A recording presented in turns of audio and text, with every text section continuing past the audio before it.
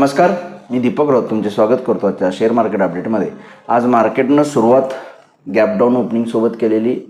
Nifty almost 200-250 point मायनसमध्ये गेलेली। Morning सेशनमध्ये almost 23,600 पर्यंत।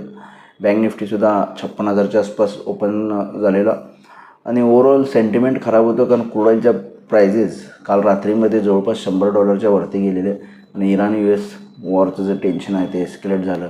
परिणामी ग्लोबल मार्केट्समध्ये मंदीचं सावट। डाऊ जोन्स काल 500 पॉईंट मायनसमध्ये बंद झालं आणि त्या प्रभावानं क्रूड ऑइलचे जे वाढते दर आहेत त्यामुळे मार्केटला थोडीशी काळजी आहे, इन्फ्लेशन वाढेल वगैरे। कालही आपण व्हिडिओमध्ये एक्सप्लेन केलं, तेव्हा त्या अनुषंगानं मार्केटची ओपनिंग निगेटिव्ह झाली, पण दुपारनंतर मात्र थोडं मार्केट जे आहे ते सावरण्याचा प्रयत्न झाला, होणार रिकवर झालं। बँक निफ्टी एंटायर 500 पॉईंटचे लॉसेस रिकवर करून पॉझिटिव्ह 100 पॉईंटमध्ये गेली। निफ्टीसुद्धा ऑलमोस्ट 250 पॉईंट मायनसवरून रिकवर होऊन 100 पॉईंट मायनस राहिली। ऑलमोस्ट 23,800 पर्यंतची रिकव्हरी निफ्टीमध्ये आली। बँक निफ्टीनं पूर्ण लॉसेस रिकवर करून पॉझिटिव्हमध्ये बंद दिला। त्याचं रिझन होतं थोडंसं क्रूड ऑइलमध्ये सॉफ्ट स्टान्स आणि कुठेतरी इराण US परत पुन्हा चर्चा कदाचित होऊ शकते अशा पद्धतीची न्यूज अजून ते काही कन्फर्म नाही आहे। त्यामुळे क्रूड ऑइलच्या किमती थोड्या खाली आल्या आणि परिणामी आपल्या मार्केटला रिकव्हरी आली इंट्राडेमध्ये आणि आपण बऱ्यापैकी रिकवर करून बंद दिला आहे। पण ओव्हरऑल मेजर सपोर्ट निफ्टी खास करून 23,850च्या खाली बंद आहे, त्यामुळे थोडंसं साशंकता आहे।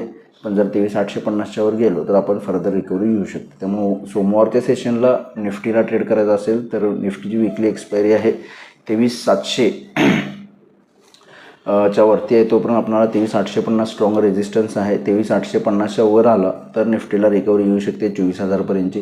त्यामुळे जर 23,850च्या वर निफ्टी गेला तर 24,000 पर्यंतची रिकव्हरी निफ्टीमध्ये येऊ शकते। 23,700च्या खाली 23,700 जो आज चालू आहे तो एक आपल्याला सपोर्ट आहे सोमवारच्या सेशनला।